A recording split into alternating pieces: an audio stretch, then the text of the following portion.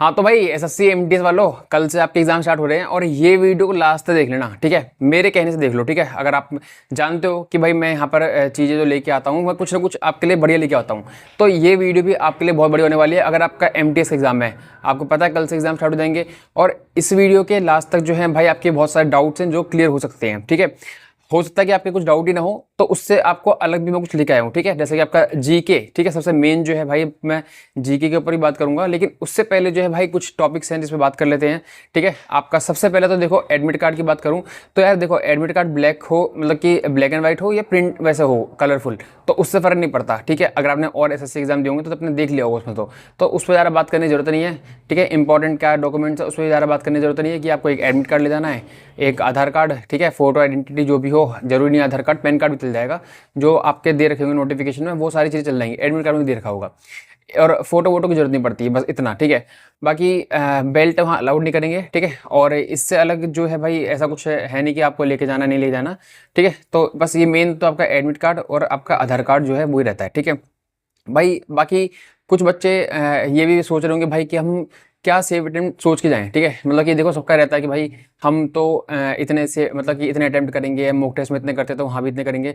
लेकिन मैं आपको भाई एक एडवाइस दूंगा मेरे हिसाब से, अगर भाई आप, मैं तो ये सजेस्ट करूंगा क्योंकि इसमें इंग्लिश और जीके के ऊपर सारा खेल है, ठीक है। तो भाई आप 100%, मतलब कि जितने भी क्वेश्चन आते हैं आपके सारे अटेम्प्ट करके आओ मेरे हिसाब से, तो ठीक है। बाकी अगर आपकी एक्यूरेसी अच्छी है तो भाई आप कम रखो, लेकिन अगर आपको लगता है कि भाई हमें जो है हमारी एक्यूरेसी भी ठीक ठाक नहीं है और हमारे अटेम्प्ट्स भी कम रहते हैं, तो भाई आपको ये एग्जाम ही ऐसा है कि इसमें आपको तुक्का खेलना पड़ेगा, क्योंकि लक बेस्ड है ये, ठीक है। बहुत ज़्यादा लक बेस्ड जॉब है एमटीएस की अगर मैं बात करूँ तो, ठीक है। जो बच्चे सीजल को निकाल लेते हैं वो एमटीएस में बाहर हो जाते हैं, आपको पता होगा, ठीक है। और जो बच्चे ऐसे जो सीजल नहीं निकाल पाते वो एमटीएस में निकाल लेते हैं। तो ये ऐसा कुछ नहीं है कि भाई इसमें ऐसा ज़्यादा पढ़ने वाला बच्चा हो या फिर वो हो, नहीं, ठीक है। तो इसमें लक बेस भी बहुत ज़्यादा है, यहाँ पर 50-50% जो है भाई डिवाइड हो जाता है मेहनत और लक पे। अगर मैं बात करूँ भाई आपका, लास्ट में मैं यही बोलूँगा भाई देखो, और लास्ट में नहीं मतलब कि इसी बात पे कि जो भाई आपका लक वाले की बात करूँगा, कि आपने देख लिया होगा कि भाई आपके तुक्के सही हो रहे हैं नहीं हो रहे हैं, तो मॉक टेस्ट में पहले आप अप्लाई कर लेना।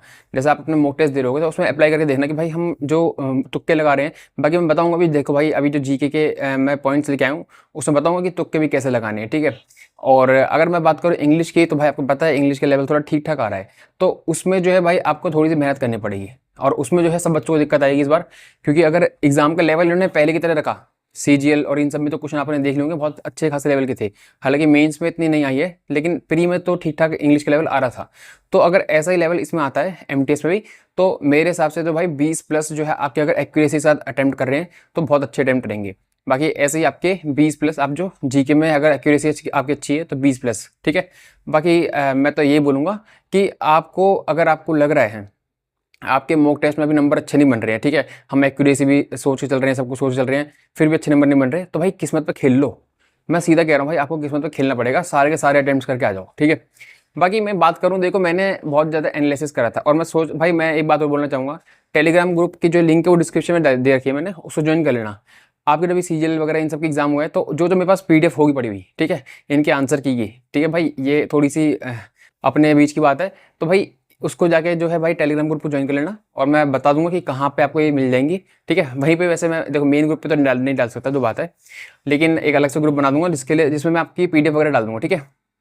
और बहुत बच्चे ऐसे होंगे जो बोल रहे होंगे यार कल हमारा एग्जाम है और हमारा तो फिर हम तो उसका फ़ायदा उठा नहीं पाएंगे, तो दिक्कत नहीं है भाई, कोई ज़रूरी नहीं है, हो नहीं सकता, ज़रूरी नहीं है कि भाई जो जिनका एग्ज़ाम लास्ट में वो फ़ायदा ज़्यादा उठा लें, जिनके कल एग्ज़ाम है तो वो ना उठा पाएँ, ऐसा कुछ नहीं है, ठीक है। आपके अगर जितना पढ़ा होगा हो सकता है उसमें से फंस जाए, और आप सारे क्वेश्चन भी कर जाओ, सब कुछ कर जाओ, प्रीवियस ईयर सब कुछ कर जाओ, हो सकता है वहाँ से क्वेश्चन ना फंसे, तो वो किस्मत की बात भी है सारी, ठीक है। और मैं शुरू में कह चुका हूँ कि ये लक बेस्ड एग्जाम जा रहा है, ठीक है।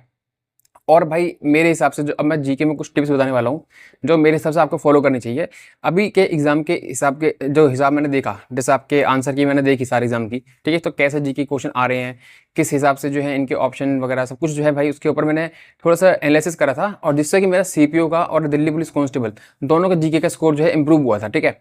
हालांकि मेरा भी पहले आपकी तरह भाई जैसे बहुत बच्चे ऐसे होंगे यहाँ पर जो जीके की वजह से आए होंगे, ठीक है। तो मेरा भी जीके का स्कोर ऐसे रहता था, लेकिन मैंने कुछ एनालिसिस करा कि दोहर आपकी एडिक्विटी की जो ऑप्शन है या फिर क्वेश्चन है कैसे बना रही है, तो उसके बेसिस पे मैंने जो है देखो रिवीजन भी इंपॉर्टेंट है। ऐसा नहीं है कि आप रिवीजन ना करो और सिर्फ जो मैं बता दूँ वही करके जाओ। रिवीजन भी इंपॉर्टेंट है, रिवीजन पहले करना है आपको। जितने भी आपके नोट्स, आप जो नए जो आपके मैराथन या फिर कोई क्लास ले रहा होगा उसको स्किप कर दो, ठीक है। तो वो चीज़ें आपको नहीं करनी है, क्योंकि देखो हर कोई वही फॉलो कर रहा है। अगर आप भी वही फॉलो करोगे तो फिर आप वैसी रेस से बाहर हो, क्योंकि देखो हर कोई फॉलो कर रहा है, ठीक है, वही आप फॉलो करोगे तो आप बाहर ही तो होगे। वो फॉलो करो जो भाई आपको फॉलो करना चाहिए और जो आपको फायदेमंद रहेगा एग्जाम में, ठीक है। अब मैं बात करूँ तो भाई देखो जीके के मैं अगर बात करूँ, जैसे 4 ऑप्शन आपके होते हैं। अगर आपके स्टेटमेंट वाले क्वेश्चन हो तो हमेशा अगर कोई ऑप्शन, जैसे 4 ऑप्शन है, ठीक है, उसमें से आपके 2 ऑप्शन में ऐसा है कि ऑप्शन जैसे 2 पॉइंट है, उसमें 2 स्टेटमेंट हैं, ए और बी, और एक ऑप्शन में दे दिया कि भाई only A correct, only B correct, ए और प्लस बी दोनों करेक्ट, या फिर नेदर, कोई गलत, कोई भी करेक्ट नहीं है। सबसे पहले तो नेदर वाले को हटा देना, ठीक है। एसएससी के मैंने बहुत एनालिसिस करा भाई, उसके बाद बता रहा हूँ, ये फर्जी वाला नहीं है, ठीक है। बाकी ये वही अप्लाई करे जिनकी पढ़ाई में थोड़ी सी भी कम, मतलब कि जीके में नंबर कम आ रहे हो, जिनके ऑलरेडी अच्छे आ रहे हो भाई, उनको वो स्किप कर सकते हो, ठीक है भाई। कहीं ऐसा ना हो मेरे चक्कर में तुम कुछ अपना जो पढ़ा हुआ है वही छोड़ के और मेरे इससे करने लग जाओ। तो जो पढ़ा है पहले उसको अप्लाई करो, उसके बाद जो है ये बात की बात है। 25 में से अगर आपके 10 क्वेश्चन आपको आते होंगे तो बाकी 10 क्वेश्चन में जो है आपको तुक्का खेलना पड़ेगा, जैसे मैं बता रहा हूँ। और ये तुक्का नहीं है भाई, मैंने खुद अप्लाई करा तभी मेरे नंबर बढ़े हैं।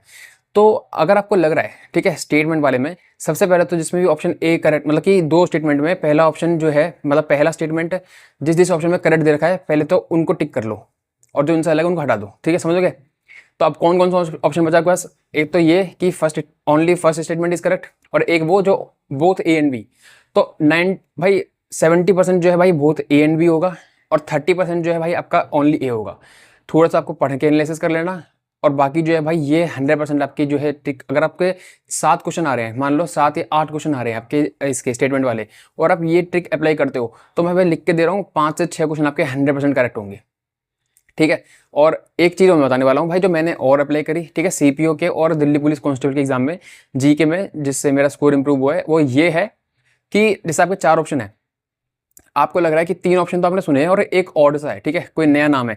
जैसे अपॉइंटमेंट वाले में बात करूं तो इन वालों में, ठीक है, तो जो आपको लग रहा है ना कि भाई ये वो मैंने नाम नहीं सुना, तो वो वाला भाई मतलब कि 90% मैंने देखा है, 80 to 90% वो ऑप्शन ठीक है।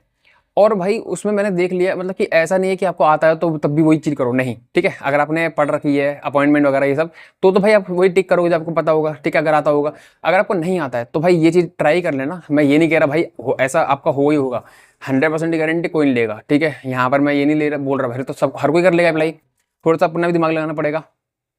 तो मेरे हिसाब से ये चीज़ें जो है भाई यहाँ पर अप्लाई हो रही थी मेरे एग्जाम में, जो मैंने देखा हूँ। तो उसके चक्कर में जो भाई मेरा स्कोर ठीक ठाक हुआ, ठीक है। और मैं अगर बात करूँ, एक चीज़ और बताऊँगा कि जैसे 4 ऑप्शन है, और 4 ऑप्शन में जैसे आपका कोई ए है, बी है, सी है, डी है, 4 ऑप्शन है। ए ऑप्शन जो है भाई थोड़ा मतलब कि लेंथ ऑफ ऑप्शन, ठीक है भाई, ये बहुत इंपॉर्टेंट। आप जाके देख लेना, आंसर की में मिला लेना। जो चीज़ें बोल रहा हूँ अगर नहीं हुई भाई, तो मैं बोल रहा हूँ कि मतलब कि जो फैक्ट बता रहा हूँ, जैसे कि मैंने बोला कि बोथ ए एंड बी वाले में 70% चांस है, और ओनली ए वाले में 30% चांस है, और नेदर ए नेदर बी और ओनली बी में बहुत ज़्यादा, मतलब बहुत कम रेशियो में जो है आंसर आपके जो ऑप्शन ठीक है। और अब जो मैं लास्ट वाली ट्रिक बता रहा हूँ उसको सुन लो। जैसे आपके 4 ऑप्शन है, तो जो आपको लगे सबसे लंबा ऑप्शन है, हाँ भाई, ठीक है, जो आपको लगे सबसे लंबा ऑप्शन है, ट्राई करना, पहले समझो क्वेश्चन को, ठीक है। अगर नहीं समझ में आ रहा है और आपको लग रहा है, और ये उसमें अप्लाई नहीं होगा जिसमें कि आपके नाम हो, ठीक है, नाम वाले में अप्लाई नहीं होगा कि आपके 4 नाम, कोई अपॉइंटमेंट टाइप हो गया, कोई स्पोर्ट्स पर्सनैलिटी हो गया, या कुछ ऐसा हो गया, प्रेसिडेंट, वाइस प्रेसिडेंट किस कंट्री का क्या है उसके ऊपर, जैसे कोई नाम है, तो उसमें ये अप्लाई मत करना, ठीक है। ये है एक लाइन वाली जो स्टेटमेंट, मतलब कि ऑप्शन में होती है। जैसे कि एक लाइन में आपको कुछ दे रखा है, ठीक है, जैसा कुछ क्वेश्चन है, एक लाइन 1 लाइनर क्वेश्चन है, और 1 लाइनर में ऑप्शन है, ठीक है, 4। तो जब सबसे बड़ा ऑप्शन होगा भाई 75% जो है भाई वही आंसर होगा। अब मैं ये कह रहा हूँ, बाकी आप जाके देख लेना, काउंटर चेक कर लेना। अगर आपको लगे भाई कि हाँ सही में ऐसा हो रहा है, तो भाई आप जब एग्जाम देके आओगे और वहाँ पर ये अटेम्प्ट करोगे ऐसे, तो आपको खुद अंदाजा लग जाएगा कि भाई हाँ यार, मतलब कि ये चीज़ें कुछ हैं, अप्लाई हो रही हैं। बाकी इससे पहले जो है, इस ट्रिक को लगाने से पहले हो सकता है कि एमटीएस में ऐसा ना हो भाई, बिल्कुल पॉसिबिलिटी है। तो इसको करने से पहले आपके जो 10 क्वेश्चन आपको आते होंगे, उसमें देख लेना कि ये चीज़ अप्लाई हो रही है क्या, कि मतलब कि जो बड़े ऑप्शन जो है हम जैसे जो 10 क्वेश्चन हमें आते हैं 100% करेक्ट आते हैं, ठीक है, जो हमें पता है कि इनके आंसर ये होंगे, तो उन 10 क्वेश्चन को क्या करना है, पहले देख लो भाई 10 क्वेश्चन में एनालिसिस कर लो कि स्टेटमेंट वाले में ऐसा तो नहीं है भाई, हाँ ऐसा ही हो रहा है कि जो मैंने बताया कि बोथ ए एंड बी है, फिर सिर्फ ए ऑप्शन वाले ज़्यादा प्रायोरिटी है जो हमने टिक करे हैं, और एक ये वाला भी कि भाई जिसका लंबा ऑप्शन है वो आंसर हो रहा ही नहीं हो रहा है। तो वो आप उन 10 क्वेश्चन में एनालिसिस कर लेना जो आपको आते होंगे। अगर वहाँ सही बैठ रहा है ये हिसाब, तो भाई बाकी 15 क्वेश्चन में अप्लाई कर लेना बिना किसी झिझक के। सिर्फ अब फिर अब जब बाकी 15 क्वेश्चन आपको वैसे भी करने हैं, अब आंख बंद करके तुक्का मारो, तो उससे बेटर ना कि भाई पहले के आपके जो पेपर में आ चुके हैं उससे एनालिसिस कर लो। ये ट्रिक भाई बहुत ज़्यादा मेरे को खुद हेल्पफुल मतलब रही है मेरे एग्जाम में दोनों में, ठीक है, तो सीपीओ में भी और दिल्ली पुलिस में भी। तो मेरे को लगता था कि भाई यहाँ पर आके थोड़ी सी सलाह दे देता हूँ तो आपको शायद काम आ जाएगी। बाकी अगर आपका कल एग्जाम है तो भाई ऑल द बेस्ट, ठीक है। बाकी आपका कोई भी आगे वाली शिफ्ट में एग्जाम है तो ऑल द बेस्ट। बाकी टेलीग्राम ग्रुप ज्वाइन कर लेना, आपको आंसर की वगैरह जो है मैं कोशिश करूँगा रात तक प्रोवाइड करवा दूँ, ठीक है। अब ये मत बोलना कि भाई हमारा तो कल एग्जाम है यार हम तो नहीं कर पाएंगे, अरे तो भाई मत करो, आप अपना रिवीजन कर लो, तो वो कोई कम थोड़ा है, जो आपके नोट्स हैं उससे ऊपर तो कुछ नहीं है, ठीक है। तो सबसे पहले नोट्स ही रिवाइज करने हैं, ये ट्रिक व्रिक ये सब कुछ जो है बाद की बातें हैं। अब मुझे पता है कि बहुत बच्चे जो ऐसा जी की जिन्होंने पढ़ी नहीं होगी, तो वो सिर्फ यही हर क्वेश्चन में ये अप्लाई करने वाले हैं, तो हो सकता है कि भाई उनका जो है किस्मत सही बैठ जाए, तो ये लक बेस्ड है जॉब, ठीक है। तो अगर आपका कल एग्जाम है, आगे की शिफ्ट में एग्जाम है, तो ये चीज़ अप्लाई करके बताना भाई, कि वापस कमेंट बॉक्स में आना कि भाई हाँ सही में चीज़ अप्लाई हुई है नहीं हुई है, तो बाकी लोग जो हैं जिनको उनसे फ़ायदा हो जाएगा। और बाकी जो अगर देखो अगर फ़ायदा हो भी जाएगा ना, तो मैं जानता हूँ कि लोग नहीं बोलेंगे, ठीक है। तो इस वीडियो को मैं यहाँ पर एंड कर रहा हूँ, मिलते हैं नेक्स्ट वीडियो में, तब तक के लिए बाय।